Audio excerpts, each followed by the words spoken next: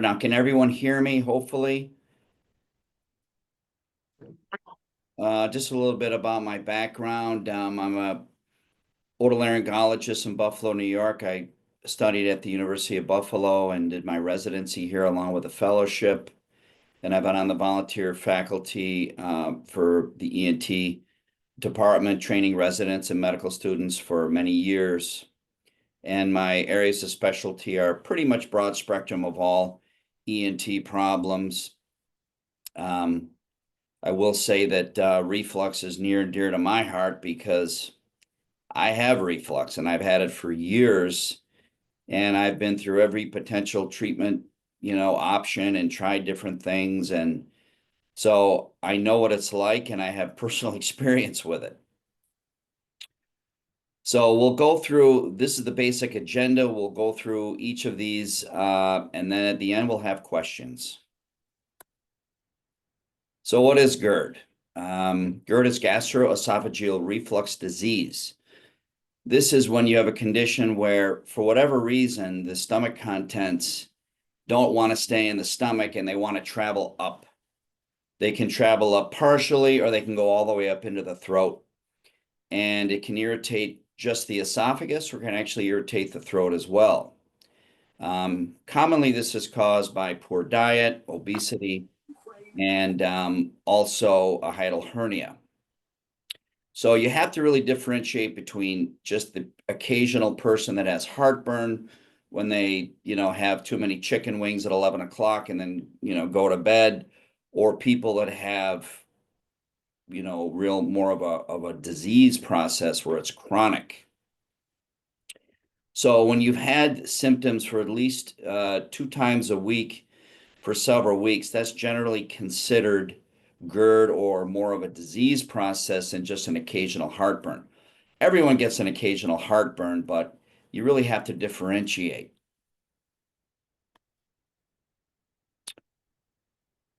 So we can go through the differences here. I'd like to start with all the way to the right where just simply heartburn. Heartburn is just really can be just one of many symptoms of reflux, and that's what you have to remember.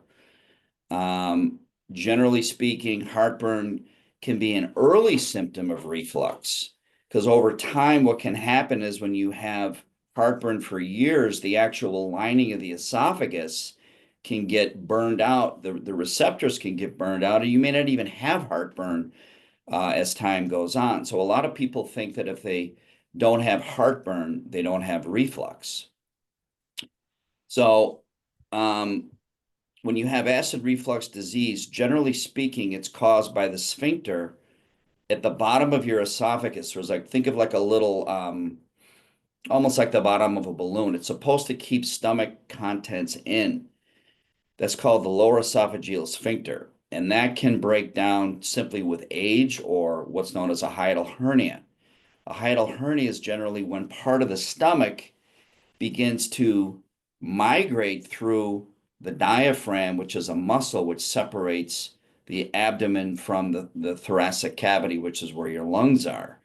And when that migrates through, by definition, you're going to be refluxing almost all the time because that sphincter really doesn't work.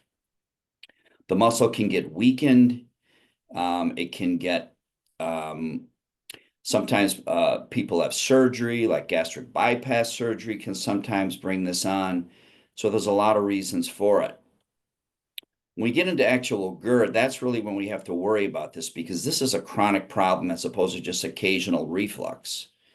Again, we talked about it, how it's generally at least 2 times a week for several weeks, you're going to have some type of symptoms. But the question is, what are the symptoms? And we're going to get into that. When you have this condition, it can cause serious changes to the lining of the esophagus, which can be, in some cases, life-threatening. When we talk about what's called laryngopharyngeal reflux, that's when the acid gets all the way up into the throat. Many times that's referred to as silent reflux because people don't even realize that it's coming from the stomach. They'll feel something in their throat or they think it's coming from their sinuses. We have many people that come in and say they have allergies, and we work them up, we test them, and we find nothing. But that sensation in the throat, people's brains say, oh, it must be from my nose, it must be from allergies.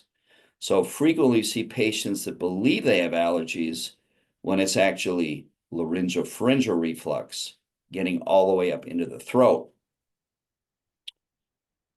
So this can cause many symptoms. You can get hoarseness. You can get a lump feeling in the throat. You can get a sensation of postnasal drip. You can get throat clearing, cough, you name it. Any throat symptom you can imagine could be caused by reflux.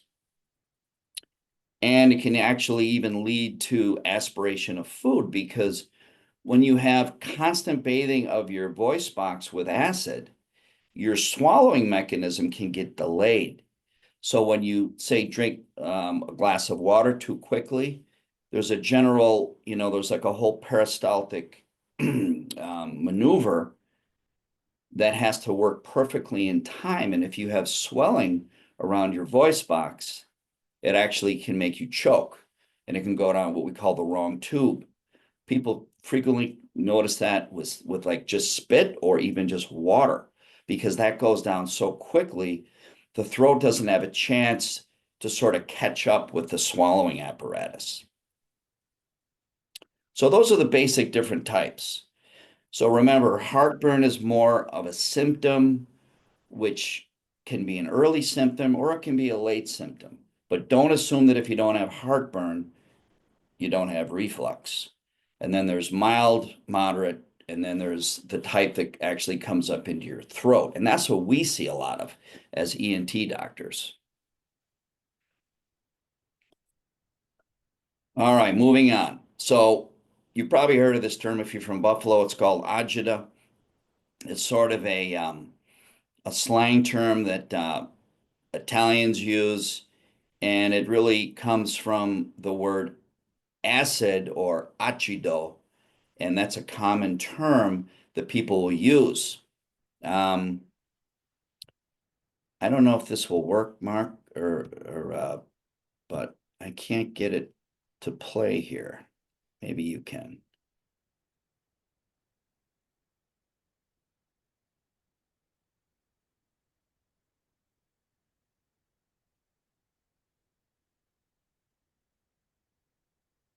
Hey, how you doing? I'm Stevie B from the Italian American slang word of the day. I'm here on Little Italy, New York City. And the Italian American slang word of the day is agita, agita.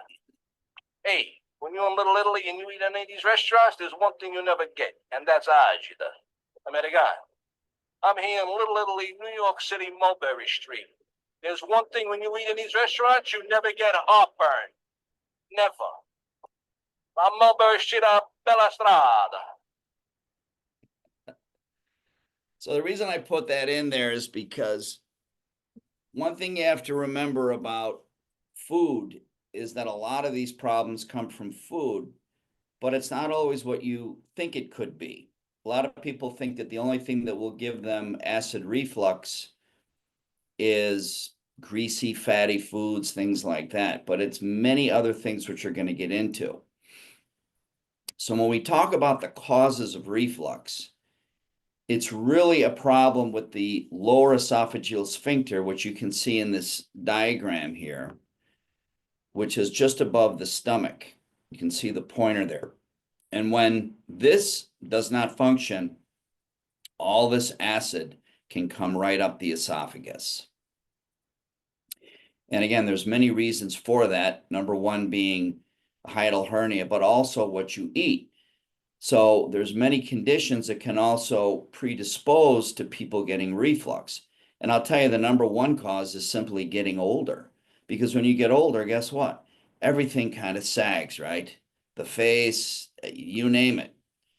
And the muscle that controls that sphincter also can sag, if you will. If you're overweight, okay, now think about this. If you have a big, belly, that's weight. That weight will push on your stomach, okay? And it's like if someone was just pushing onto your stomach, and that can push stomach contents up into your esophagus and up into your throat. Same thing with pregnancy. Reflux is very common in pregnant women. Same reason. They've got this giant baby and all this fluid in their abdomen. Smoking can cause it because smoking and nicotine can increase acid production. Okay. So acid production can be caused by many drugs, not only nicotine, but also caffeine. And caffeine is a #1 cause. That's the first thing I always talk to people about is you've got to limit your coffee intake. Now, I would never tell people you can't have your morning cup of coffee, but you should really try to limit it to 1 cup a day. Get yourself going and then figure out another way to wake up. There's other medications that can predispose, anything that raises, there's certain medications that just by definition will increase acid production. Excessive alcohol consumption can also do this. Again, it stimulates the stomach, and the stomach will then want to produce more fat, more acid. High-fat diets can do it as well. And then we'll talk about carbonated beverages, because when you think of a carbonated beverage, you think of the bubbles, right? So if you're drinking these all day long, the bubbles accumulate in your stomach, and what does it do? It bloats your stomach, and then it's going to push whatever's in your stomach up into your esophagus. So I always tell people as well, try to limit these things. The other thing too is your timing. You don't want to eat before bed, because when you eat before bed, all that sits in your stomach and then you're lying flat. And guess what? Gravity takes over and all that material that's in your stomach, including the acid, can more easily get up into your esophagus and throat. So we usually tell people to avoid eating about 3 to 3.5 hours before they go to bed. Some people are like, well, I really like to eat before bed. I have to. I have diabetes or something like that. If that's the case, you should keep it very limited.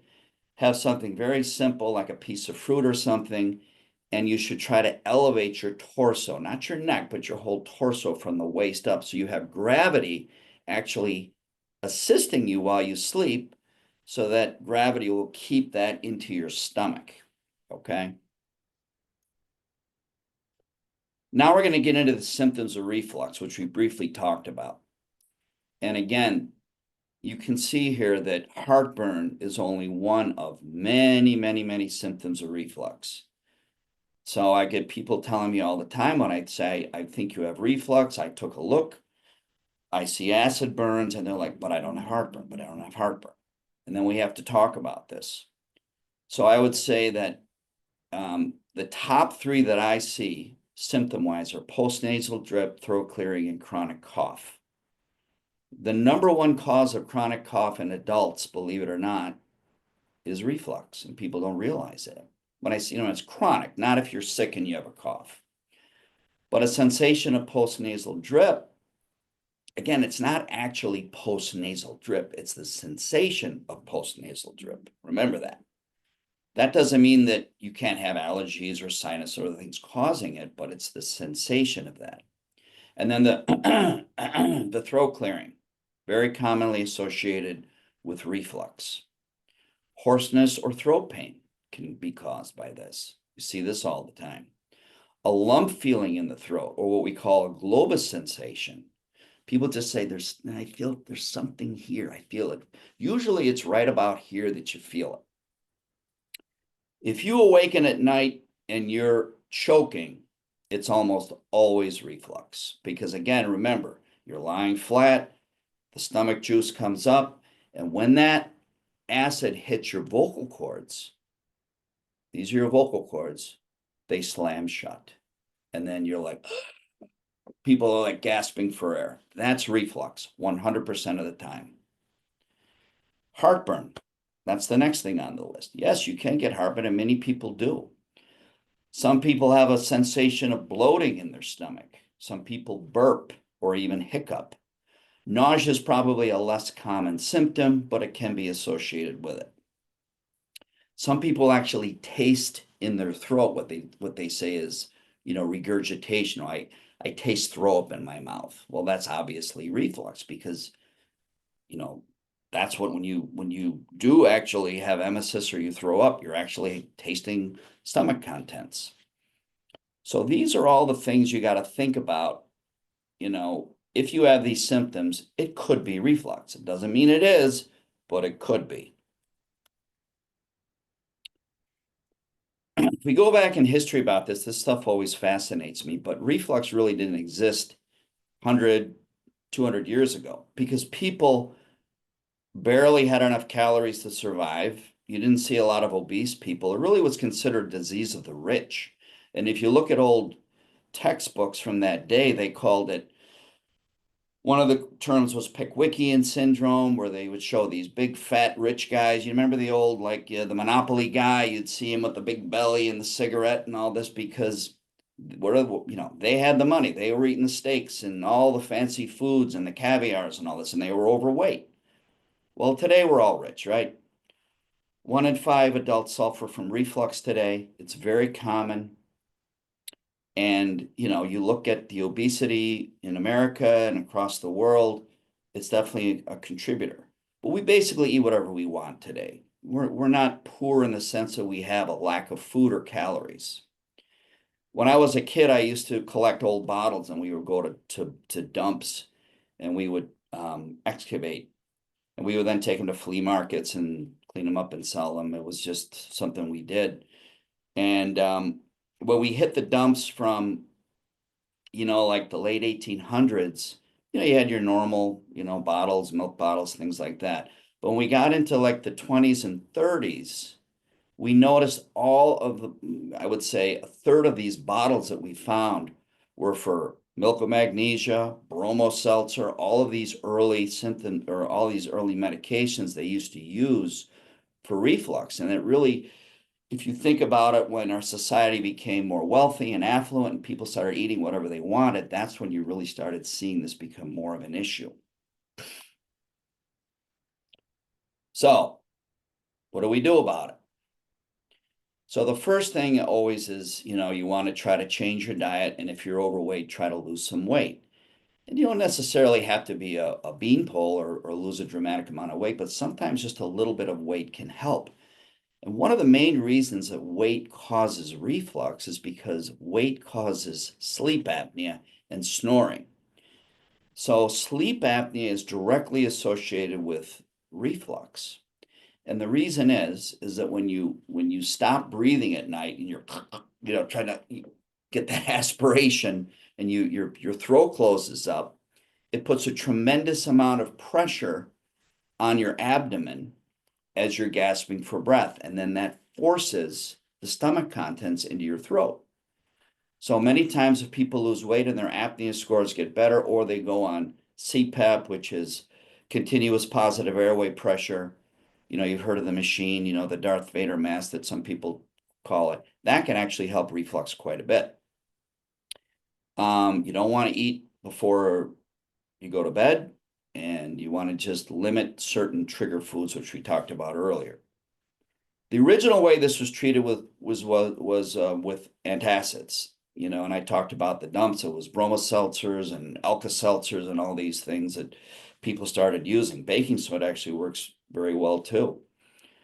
The problem with these is you can't take these constantly or else you get other problems. Okay, you can get milk alkali syndrome from taking too many Tums or Rolaids. There's all kinds of things. You can take them, occasionally, but you don't want to be just eating these things all day long. Then we got into, in the 70s, we got into what are called H2 blockers. And the first one was cimetidine, which worked pretty good, but you had to take it 3 times a day. And not everybody, was compliant with that. And then ranitidine or Zantac came out, and that was sort of the gold standard for a while. And then famotidine or Pepcid came out later. They took ranitidine off the market because of a coating that was on the tablet, which supposedly was a cancer risk, but it really wasn't, but they did it anyhow. So we really lost ranitidine or Zantac. Really, the go-to for an H2 blocker now is famotidine, which you can buy over the counter. And these work by blocking the chemical that produces histamine, which is one of the things that will turn on the acid pumps to produce hydrochloric acid in your stomach. Now remember, these and any of the other drugs actually don't stop reflux. All they do is raise the acidity, or I'm sorry, raise the pH, which lowers the acidity of the stomach contents. So it does nothing to stop it from coming up. You got to remember that, okay? So then that brought us to the 1980s when we started getting what are called proton pump inhibitors. The first one was Prilosec or omeprazole, and then there was a whole host of other ones that came after that. These are much stronger than the H2 blockers, and they're generally used once a day, although we do use them twice a day sometimes. So there's a lot of controversy with these, which I'm going to get into in a few minutes, but these are really were really the gold standard and had been for years. But a lot of people don't want to be on these things long term, and that's understandable, and I'm going to get into that. Then we have the newer medication called Voquenza. This is called the potassium competitive acid blocker. And this works a little bit differently in that it blocks the enzyme that produces it blocks the enzyme that actually produces the acid. So it's just another way to attack the acid. The proton pump inhibitors actually block where the acid is coming out of the stomach. So it's just another way to control the acid. Unfortunately, you really can't get the Voquenza approved. It's really meant for the worst of the worst, and I really have no experience with it. It's been out probably a year, and I haven't seen anyone really on it much because it's just hard to get it even approved.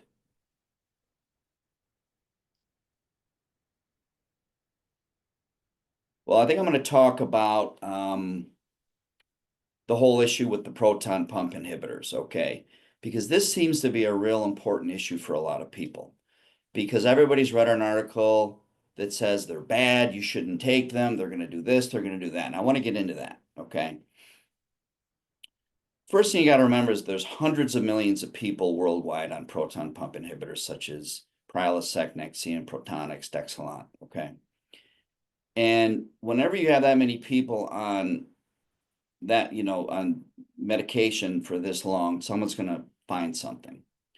So the short answer is that there is some data that there are certain potential side effects, but I will tell you that it is not overwhelming. I'm going to get into some of these, okay? One of the ones is that it can predispose you to more likely to get a pneumonia, okay? And the theory behind that is that if you limit the acid in your stomach, in theory, you might get more bacteria that can live in your stomach. And then if you have an event where, say, you aspirate and it gets into your lungs, in theory, that could, put bacteria into your lungs and give you pneumonia. What they found is really that it's not really the proton pump inhibitor, it's actually any medication that can raise the acid. So they found the same issue with H2 blockers such as Pepcid or ranitidine. So that's a potential problem, but I would see that more of an issue maybe in nursing homes or things like that where you have very chronically ill people. Then there's this whole idea that the proton pump inhibitors will suck calcium out of your bone and your bones will collapse like a house of cards. This is completely false. Again, any medication that changes the acidity of the stomach will alter how much calcium is absorbed in your stomach. So the stomach likes, or when you're taking, food that has calcium, which you need for bones, if you raise the pH or lower the acidity, you will absorb slightly less calcium. So they've looked at the studies, they say, yeah, there's maybe a little correlation where people are on these things for years and years and years. that maybe they're at slightly higher risk for fracture. But there's ways around that. You can exercise, you can take calcium supplements, and you can take magnesium supplements, which can help counter that effect. Then there's a lot of talk about dementia, that if people are on these medications for years and years, that there's this increased risk of dementia.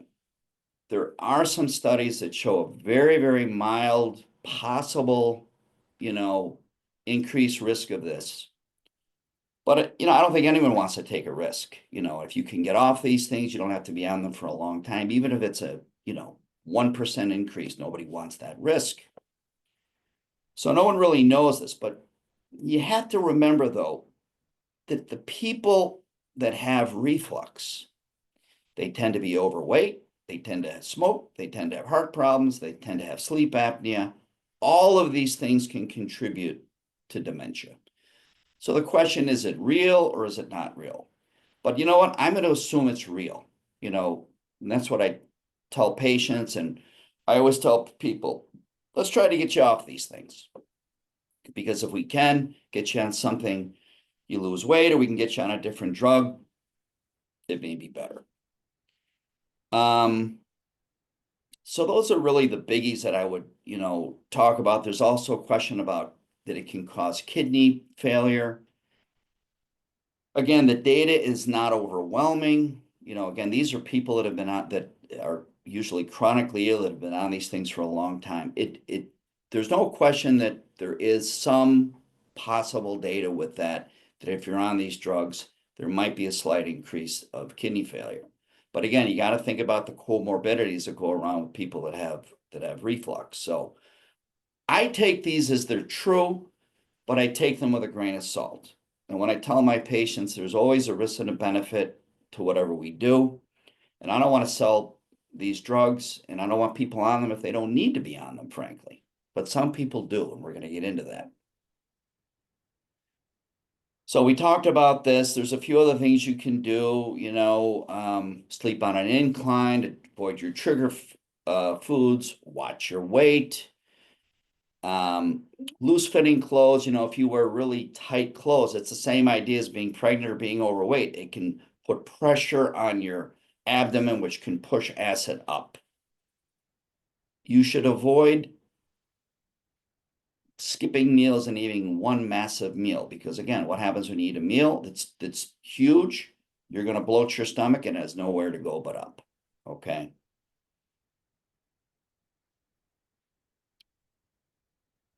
So there is surgery for this procedure, and there are patients that I do recommend for this. We don't do this as ENTs, but general surgeons generally do this.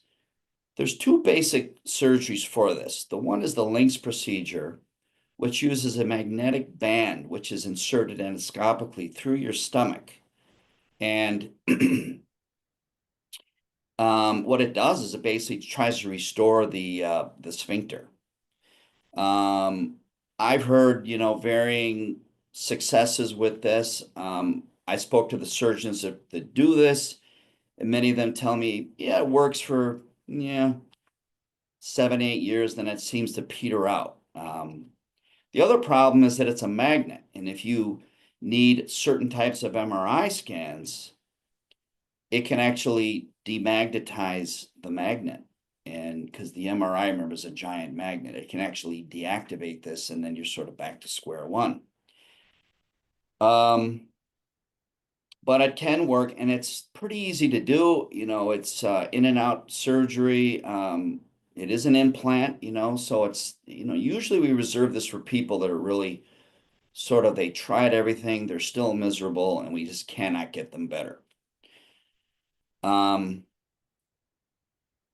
second one is more of it's called a Nissen fundoplication, named after a guy named Nissen in Japan. It's been around for many, many years. And what it does is it uses a piece of the diaphragm, which is the muscle where the esophagus goes through, where the stomach is, from the abdomen to the thorax, and it tries to make a wrap, if you can think of that.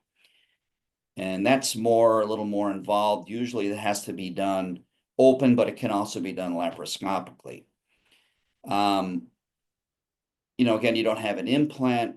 But again, the same problems when you talk to the surgeons that do this, they're like, yeah, it works for a while and then it tends to break down after so many years. Now, some people it works forever, but most people it doesn't last forever, and that's the problem. But having said that, some people have no choice. They really need this procedure because their reflux is so bad, it's potentially life-threatening. So this is what I hear all the time. But doctor, I don't have heartburn. And I say, I know. And I say, hopefully you can watch this talk sometime. But it's real, and we have patients sometimes upset when we tell them we think they have reflux, and their brain is saying, but I don't have heartburn, but I don't have heartburn. So how could I have reflux? Because all the commercials I've seen in the past, and everybody says that reflux is heartburn. It can be, but it doesn't have to be. And this is why it's important, because if you ignore reflux, it can turn into what's called Barrett's esophagus.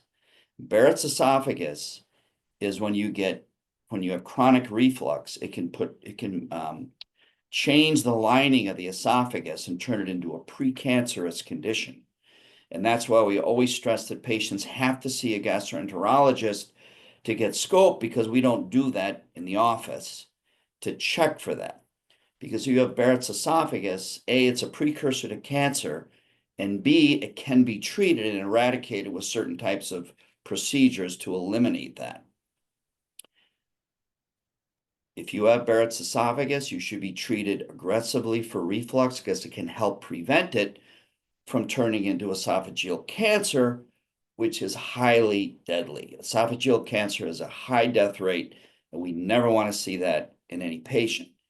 We want to try to avoid that at all costs. So when we talked about the risks of the proton pump inhibitors for people that have to be on them because we can't get their symptoms better, and maybe they have Barrett's, these are the patients where I'm like, look, there are these potential risk factors, but they're not overwhelming risks. But the risk of esophageal cancer is real, and if you get that, it's really bad. The death rate is very high, and even those that live, their quality of life is poor because they usually can't swallow or eat properly like normal people. So we always are sending patients to get an upper GI endoscopy by a gastroenterologist once we've established that they do have reflux. Here's just so we don't want this, right? We don't want to have it to a point where eat whatever you want, do whatever you want. We'll just put some of that magic PPI medicine into the lasagna. We don't want to do that. But some people do have that idea. They want to eat whatever they want, gain as much weight as they want, just take pills. We don't want to do that. We want to try to control it with other means if possible.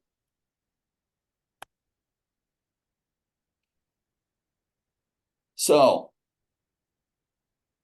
we talked about the dangers of acid reflux, where it can turn into Barrett's and possibly esophageal cancer. And whenever I treat patients with reflux, I always start them off high and then I go low. So I always put people on a proton pump inhibitor because when they come back, I want them to feel better. I want them to say, wow, my postnasal drip, my cough is much better. And then what I try to do is I try to bump them down to like famotidine or Pepcid and see how they do. But we want to establish the diagnosis, and you want to establish the diagnosis by using the best first and then go down. Because if you start off with something mild, the patient comes back, they're not really better. Now we're not really sure. We think it's reflux. We saw the burns when we scoped someone, when we do the laryngoscope. We're not really sure. So I always want to start out strong and then go low. And for patients, no matter what we do, and we establish they have reflux, we send them to the gastroenterologist, we've scoped them ourselves, we put them on medications, and they're still symptomatic, that's when I usually recommend it for one of the procedures we talked about. You can use, as far as surgery for chronic acid reflux, you know, again, it's really some patients just are so anti-medication, which is fine, that's their prerogative. They want to try anything to avoid any medication, whether it's an H2 blocker such as Pepcid or omeprazole, and they're just like, I don't care. I want to try to get it fixed with surgery, and you can, you know, that's certainly their prerogative. So I usually tell patients, if you're interested, go talk to one of the surgeons that do it. There's a few good surgeons in Buffalo that do it, and we can refer you if you have a thought on that. I've thought about it personally myself. Haven't pulled the plug, but you know, I've got it pretty bad myself, and I've had it for years, and I've struggled with it. So before we get into questions, I want to make sure I haven't forgotten anything here.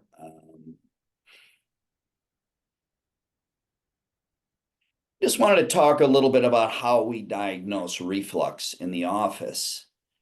And generally it's, you know, symptoms patients will come in.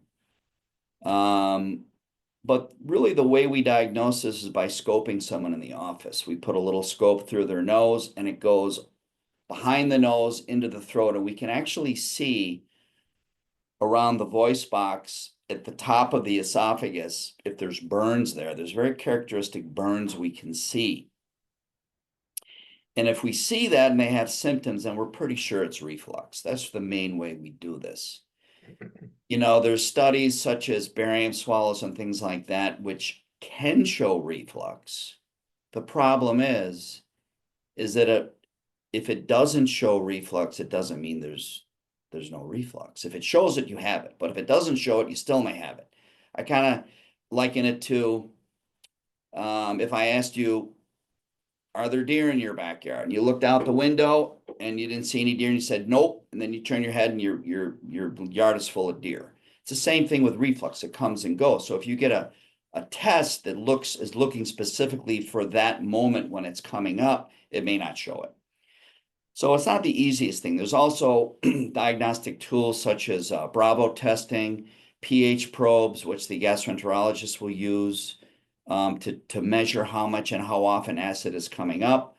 Those are very useful. And then, of course, the diagnostic endoscopy, where they kind of put you to sleep, go down and look for any burns or changes to your stomach or your esophagus. So that's really how we diagnose it. And then we get into the treatment regimen. So I'm ready for questions. Yeah, so if you'd like to ask a question, two ways to do it. You can use the chat function, which is in the bottom of the screen there, and type a question in. We'll take those as they come. Or if you want to go kind of old school, if you will, and raise your hand or just ask your question in a more traditional way, you can do that too. So, Dr. Paolini, it's Raphael Velli. How are you? Great, thanks. I haven't seen you in a while, but I have no complaints. I mean, my diet is extremely healthy. I don't smoke. I'm not overweight. I did the scope with my gastroenterologist and endoscopy. I went to sleep. Everything's fine there, thank God. The only thing is that I take lansoprazole. Am I pronouncing it correctly? Lansoprazole? Yeah, that's good. Good enough. Okay. I only take that infrequently, so very rare. But only when I travel. I mean, I don't understand what it is, but I guess it must be the food outside, because if I have to go to Canada on business, I have to drive my car or whatever. But you know, I have to eat outside foods. I mean, I don't go to restaurants in Buffalo. That's the reason why I don't have any symptoms anymore. I have complete, you know, at home dinners, and I don't eat late. And as you say, 3 to 4 hours before, I've stopped eating, and I don't have heartburn, thankfully, or GERD, as you said. Bottom line is that why is it when I travel, I still have to take it? Because you're going through the international bridge and you're getting agita from the person at the bridge making you anxious, and then your acid's going up. Could that be? No, I don't think so. I go with Nexus, so they don't give me any hassles. Oh, okay. I don't know. It's probably, you know, some people describe that when they go on vacation, your eating habits, or you change where you Yeah. normally eat. You go to restaurants and you have less control of what you eat. I don't know, but it's kind of funny because one of the times that usually people's reflux gets better, Uh-huh. I've noticed, is when they do go on vacation, like to an island or something. There's no stress. Their boss isn't driving them You want me crazy. to take this in another room? Stress brings that on, but it's probably just the change in diet. Well, I think I want to bring a class action lawsuit against Coca-Cola and Pepsi because they literally ruined me as a child being addicted to that Coca-Cola. Yeah. I mean, that stuff is poison. I mean, it's phosphoric acid down your throat, isn't it? I'm not sure of all but I know it has caffeine. I know it's carbonated, and those are two bad things for reflux, but I don't know what else is in it. I couldn't. Well, one of the prime ingredients is phosphoric acid. Yeah. Well, that's an acid. There you go. There you go. Unfortunately, it was highly addictive as a child, and I only broke that scale maybe 10 years ago. But I mean, it's terrible. I mean, what it did. Any carbonated drink is bad for you, from what I understand.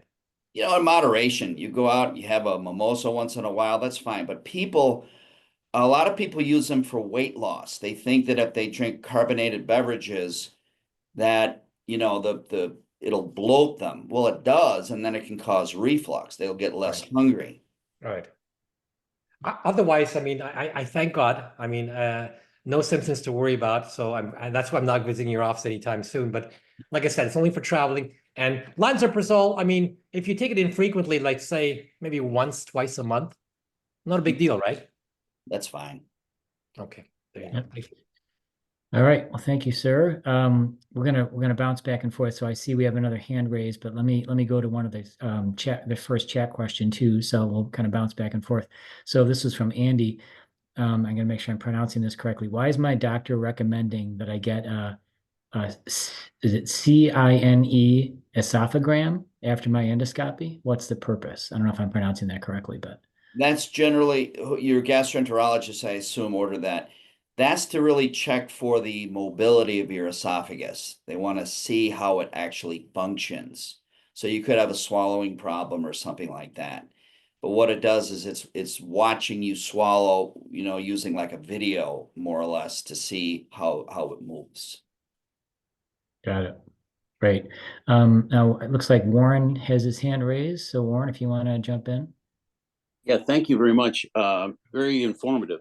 Years ago, I had a scope, and I'm going to go back probably 20 years ago, and I was diagnosed with acid reflux. And, all the recommendations that you said here in this seminar basically is what I was told, 20 years ago as a younger person.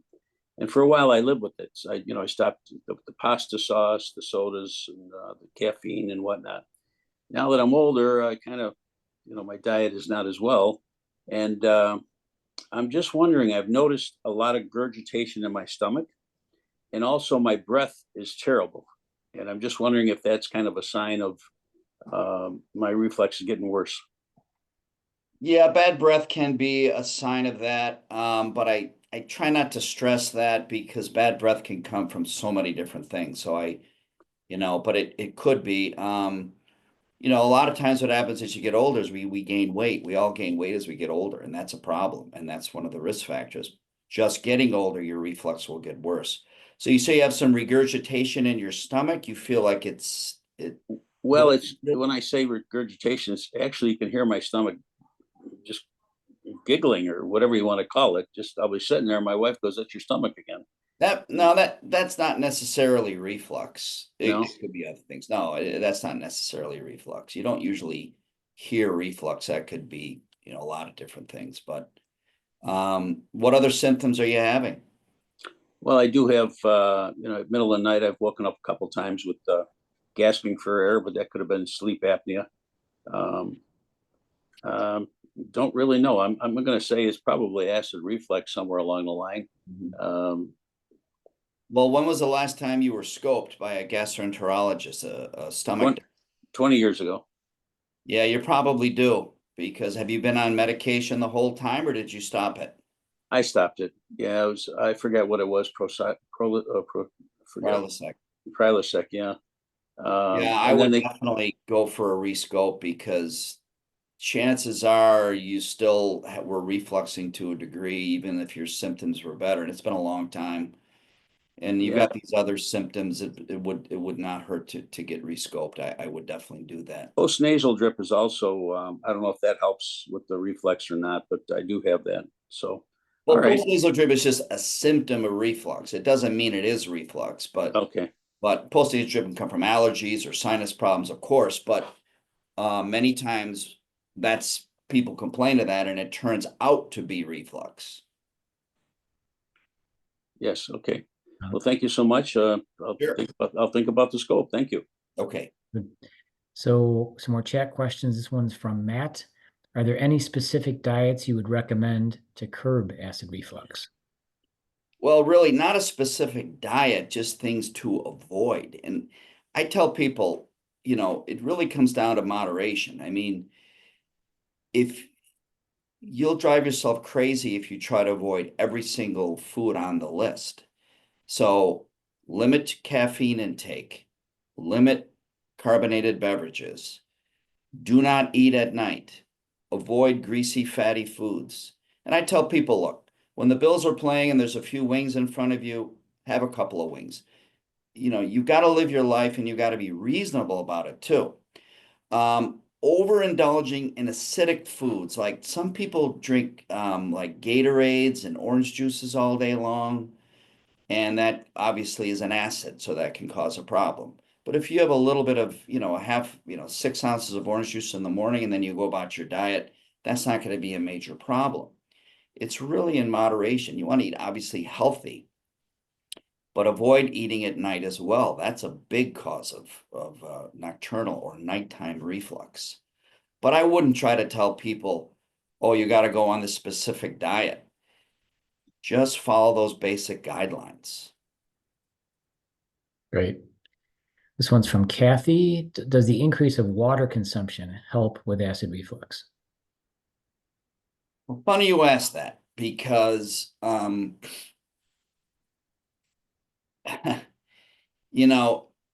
there's been a lot of patients I've come across that I call just crazy water drinkers. They drink enormous volumes of water. And I'm talking like 2 gallons a day. I mean, and again, it was the old adage, well, if 8 glasses of water a day are good for you, well, then 16 must be better, and 32 should even be better, and 16. And there's no rationale for this. What happens if you drink too much water is that it actually can, again, it's going to bloat your stomach. Your stomach cannot process that much volume, and it has nowhere to go but up. You see the problem? So no, drinking water is not generally a recommended treatment for reflux. It's not going to really change anything. In fact, if you drink too much water, it actually can stimulate the acid to produce or the stomach to produce even more acid, because you're neutralizing that acid to a degree if you're doing it constantly all day long. So I would take water out of the equation and treating it. Just drink a normal amount of water, 8 glasses a day. If you work out, if you work on a roof, if you're sweating all day, you need more.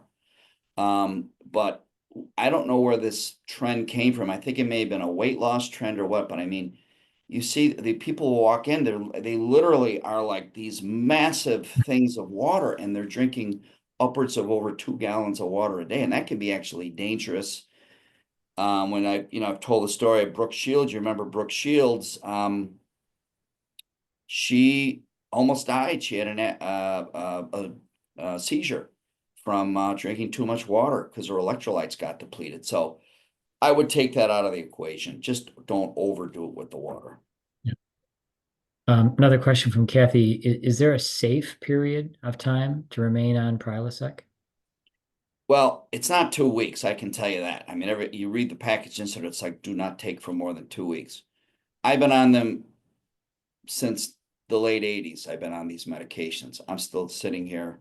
You could ask my wife, but I don't think I have any dementia. She may disagree, but I'm here. I've tried to get off them, and occasionally I can get off them.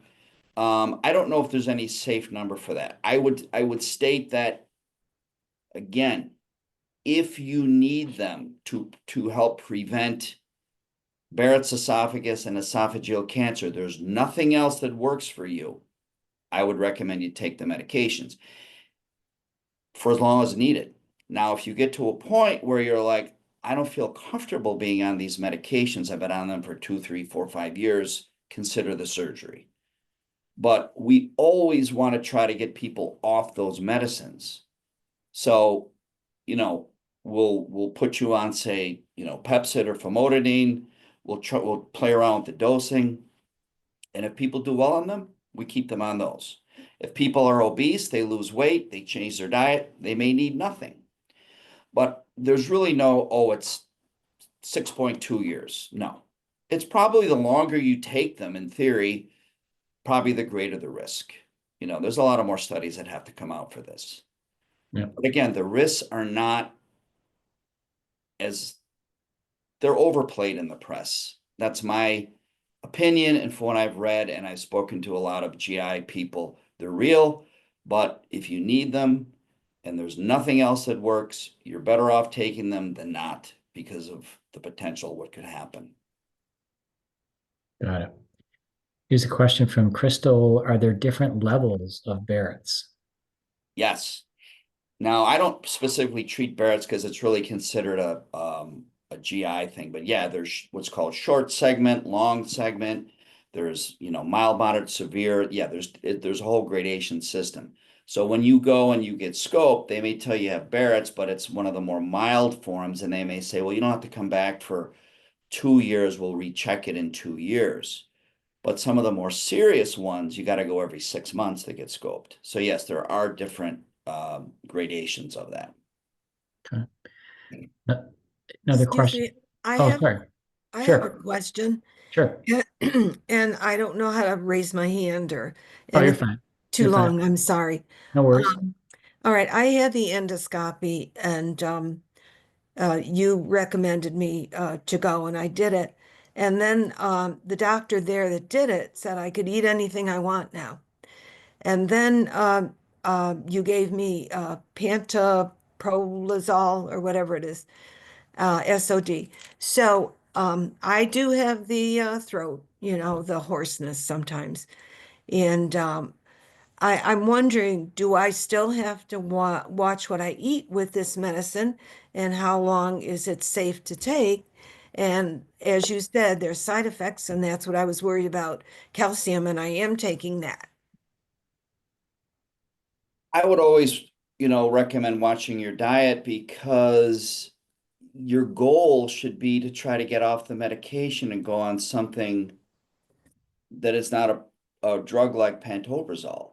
So you should watch your diet. But some people's diets are perfect and they do everything right and they still need to take something. So if you haven't been tried on a different drug and you are willing to change your diet, I would always recommend changing you to another medication to see if you feel 95% as good. Well, that's I'm afraid of feeling that feeling again, where the food got stuck and going for that procedure. So I was just concerned about the medication, but I don't know what to do. I do try to watch. I don't drink coffee anymore, and soda, I don't drink that. And and I haven't had any problems since I've been on the medicine, but I'm just concerned about how long. Yeah, I mean, I also will tell people once in a while, try going off it for a few weeks and see how you feel. Or we can do an experiment and put you on one of the less, quote unquote, risky drugs that have the potential side effects and to try it. There's no way to know unless you try it. So, I always tell people, look, we're going to put you on an H2 blocker. We're going to get you off the proton pump inhibitor.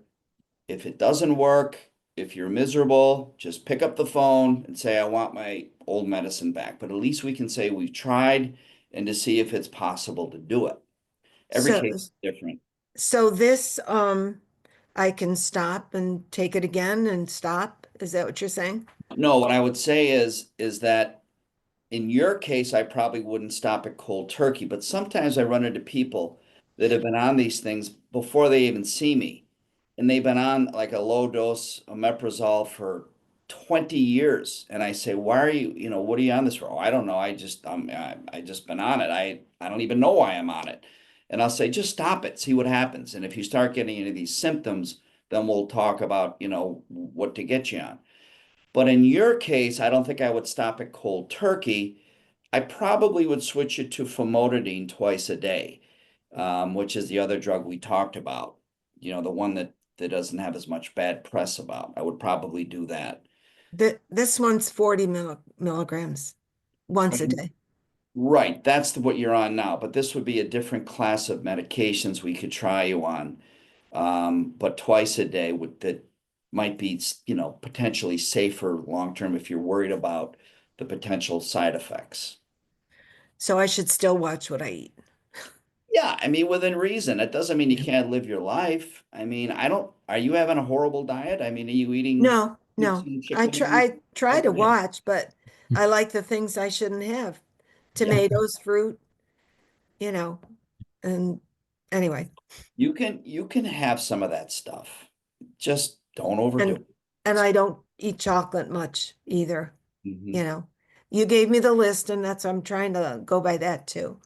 So that was before this happened. But well, I appreciate and one other question. Can this be seen again? Yeah, we so if you registered, which you must have to be here, Uh, we'll send out a copy via email of a recording, a link to the recording of this, oh, and good. you can watch it whenever you want for as long as you want and share it with people and that sort of thing. Oh, great. So I appreciate that. that'll go out tomorrow morning. Sure, Oh, sure, I'm so glad I'm here. Thank you very much. I sure. Thanks for your appreciate it. questions. Thank Sure. you. One more question. Let me jump back to a couple of the chat questions, and then we'll bounce back and forth because I see that Mary has her hand raised too, so we'll get to her in a second. But Maureen had a question in the chat. Can taking a daily probiotic help improve acid reflux? It's possible because there is some evidence that certain gut bacteria can affect how the sphincter works. I recommend probiotics for conditions in the mouth frequently, like tonsil conditions and things like that. There's a lot of homeopathic remedies out there, everything from apple cider vinegar to probiotics. I would never poo-poo it. I would say it's certainly not going to hurt you any, and in theory it could help, but it would not be my first line of trying that. I would use that further down the landscape of our options. Because like I told you before, I always want to hit a person I suspect with reflux with the best first, and then you want to try to get down to lesser agents or even homeopathic remedies. Great. Mary D, do you want to unmute and ask a question that way? There, okay. There you go. Yes, I have everything you're talking about there and I have for years.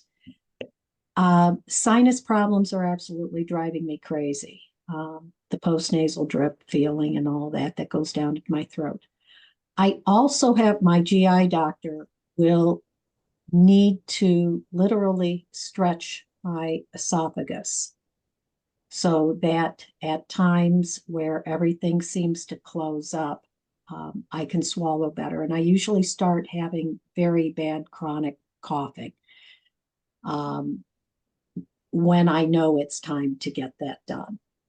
I have been on omeprazole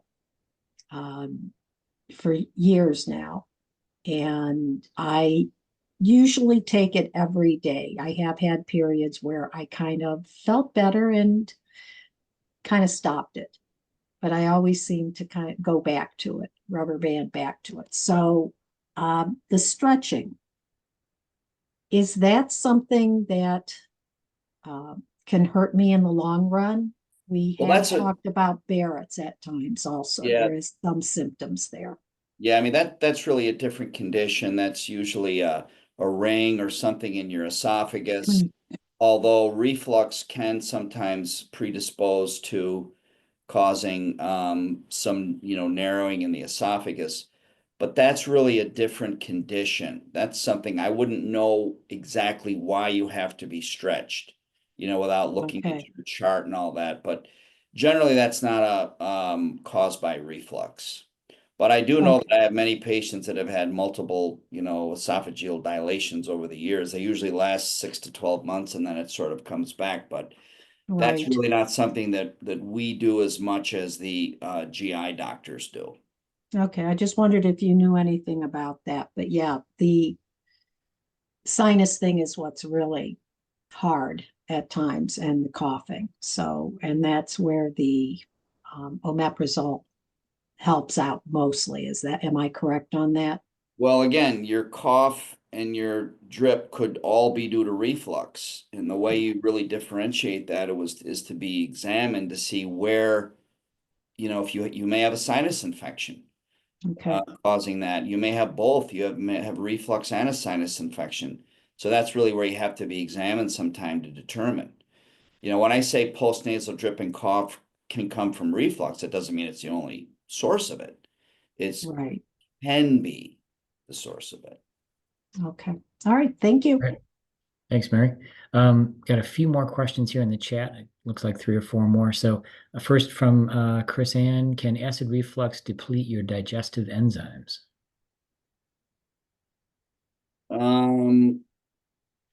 No, it doesn't deplete them. Well, no. First of all, the reason we have acid in our stomach from, if you go back to, millions of years, it was originally believed that that when the cavemen were, picking up scraps of dead meat or whatever, rats laying around the cave, that there was bacteria in there when they ate them, that the acid, in theory, probably protected them by killing some of the bacteria.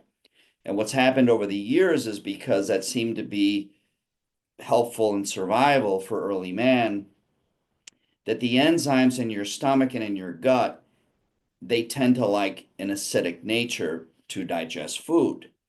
So in theory, when you're on an antacid medication, your digestion will be subtly affected by that. But remember, the pills don't completely eliminate acid. They just, lower it slightly. So you're still going to digest. But that's why a lot of people will notice certain GI symptoms as one of the side effects of the medications. They might get bloating or gas or some things like this because you are subtly affecting the digestion. But reflux itself does not affect the enzymes. No. But the pills can slightly affect your ability to digest certain types of foods. I've got a question. Sure. Dr. Paolini, I've been on I can't pronounce it, help me out, fluticasone propionate. Mm-hmm. How long should I stay on it? I mean, Hey, Raphael, you're getting off topic here. I know, but I'm trying, you know me. You can stay on it indefinitely. Yeah, there's no problem with that. No harm on that, all right? No, I mean, some people only need it seasonally, but some people we have it on it all the time. If they have a deviated septum, it can help them breathe because it shrinks the membranes in the nose. Yeah. You can safely use it daily. The only caveat to that is certain types of severe glaucoma. We don't like people to be on it all the time, and I usually have them talk to their eye doctor to see if they have certain types of glaucoma where it can be a problem. It can also sometimes cause nosebleeds if you don't aim it laterally in your nose as opposed to just shooting it straight up. Thank God I didn't incur that at all. Well, quick question, going back to the main topic about dark chocolate and decaf. I mean, I drink decaf and I have no issues. I mean, I don't drink copious amounts, maybe 2 cups a day, but it's all decaf. And dark chocolate, I religiously take that every night. I mean, I love my dark chocolate, so it doesn't really bother me. It doesn't mean that, again, that certain foods you can't have. I mean, decaf doesn't have caffeine in it, Right. but it is acidic. So if you have 1 or 2 cups of decaf, you're probably fine. But if you drink a pot of decaf, that is acidic itself, and that can mess things up. And they have new Um, coffees now that are low acid. Have you heard of them? Oh, yeah, yeah. Okay. Yeah, it's probably a little bit better, for reflux, but it's mainly the caffeine. That's the big thing that does it. But that's why people want coffee, right? They want the caffeine. Yeah. I mean, they like the taste, but most people want the caffeine too. Thank you. So Thank you, doctor. Couple more. This one's from Corrine. Can a hiatal hernia go away without surgery? I'm not aware of it. I've never heard of it spontaneously going back. But it doesn't mean you need surgery if you have a hiatal hernia. It just means that you're going to have some degree of reflux eventually when you have a hiatal hernia. It may take years to start getting symptomatic. Hiatal hernias are very, very common. They're more common in women, and the older you are, the more likely you are to get a hiatal hernia. So it's not, something that has to be treated surgically, uh, in most cases. Looks like two more. Steve asks, what's the chance that Barrett's leads to cancer? It really depends on the severity of it. I told you there's different levels, but it's a real risk, especially of a more advanced form. And again, I see patients that come in the office and I see, well, you have Barrett's esophagus. And when was the last time you had it checked? Oh, I don't know, 10 years ago. And I'm like, no, you got to go and get that checked because that can flip into cancer. So I don't have the exact numbers on you because each severity is a different number, but it could be as high as 15% from what I recall, that it convert to cancer for the more severe types. But not everybody has a severe type, okay? Many of them are just lower esophagus. The again, it's a whole grading system which we don't have time to get into, but if you have severe, it's a real risk and you got to take it seriously. You remember The Sopranos? Remember the beginning of The Sopranos, getting back to the agita and all this stuff. You remember Jackie Aprio in the beginning of The Sopranos? He was dying in the hospital bed. Well, what he was dying of was the agita cancer. That's what they called it in The Sopranos. Great show. Jackie was the boss of the family. He was dying of agita cancer, which was, probably untreated Barrett's. He probably had reflux for years, didn't know it, and it turned into esophageal cancer. So, Speaking of Barrett's, this one's from Luann. Are there other treatments for Barrett's other than medication? And if so, what surgeons treat Barrett's? yes, good question. So there are treatments now that are done by the GI docs where they actually use different types of energy.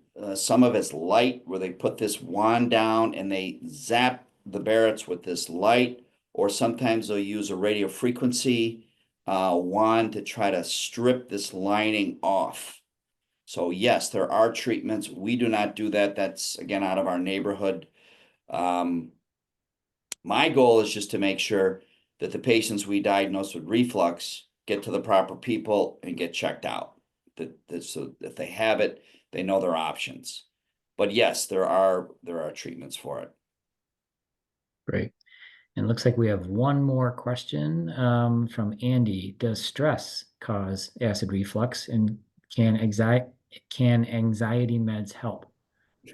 Absolutely. We talked about people go on vacation and they say, my post-nasal drip, my cough went away. I was in the island, I had no stress. Absolutely. Stress increases acid production. So I couldn't tell you that, oh, you go on an a medication that reduces stress that's going to stop reflux. It could, but I mean, that's generally not how it's treated. I would take that as a bonus if you have stress and you need the medication, but I wouldn't, recommend treating reflux with, antidepressants or some type of, a medication for stress. But yes, stress makes acid. Right. Well, I think that is it as far as the questions go. Looks like we just got a few people are just saying thank you for an informative talk. So I'll just echo that. Thank you very much, Dr. Paolini. Great informative conversation. Hopefully everyone who joined us found it to be worth their time and they learned some things along the way, which is the whole idea. As I said, we'll send around a recording of this tomorrow morning so that you can watch it on, on your leisure, if you'd like, or share it with family and friends. And certainly, remember that, Dr. Paolini and the entire Western New York ENT team are ready to take your calls, spend some time with you in the office if you need that. So you can find them via the website at wnyent.com, or you can call 675-5711 to get to see Dr. Ray or others. So again, thanks everyone for joining us tonight. Thank you, Dr. Paolini, for a great conversation. Great questions. Thank you. Lots of great questions. Very good. So we will wrap it up here. Thank you all. Have a great rest of your evening, great rest of your week, and go Bills. Thank you. Good night. Thanks.